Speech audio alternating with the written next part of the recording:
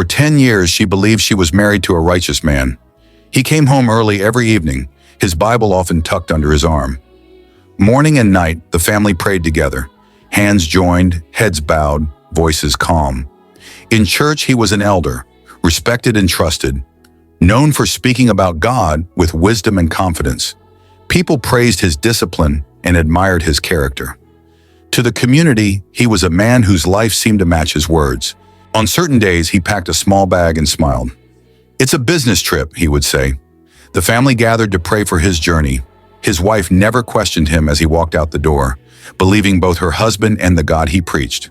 What she didn't know was that those trips were never about business. Away from home, he was something else entirely.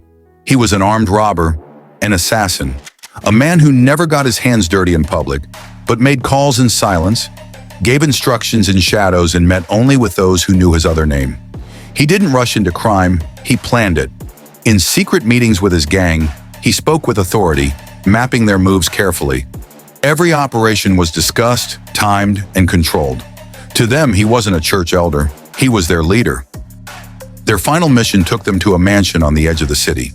That evening, the senator's son waited beside the swimming pool, luggage nearby, expecting to say goodbye to his parents before leaving. The house was quiet, lights reflecting on the water. He had no idea he was being watched. When he drove out, the gang followed. Down the road, stones were suddenly scattered across his path. He slowed, then pushed forward, managing to drive past them. But the chase had begun. Vehicles closed in. He was forced to stop. They caught him and pulled him into the back of a Hilux. Fear filled the air. He struggled, trying to escape, but they dragged him back in and sped away. They believed they had succeeded. They were wrong. Law enforcement had been alerted. Sirens tore through the night. Police vehicles closed in from every direction. Escape routes vanished. One by one, the gang was surrounded. Masks came off. Hands were cuffed. In that moment, the respected church elder was fully exposed. As a criminal who had lived a double life for years, he was arrested, tried, and sentenced. Prison gates closed behind him, ending 10 years of deception.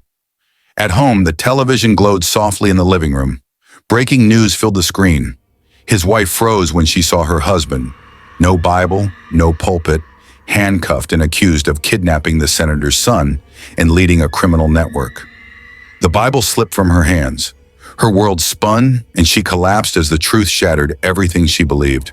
On the other side, the senator's family was excited they found their son, husband, and father.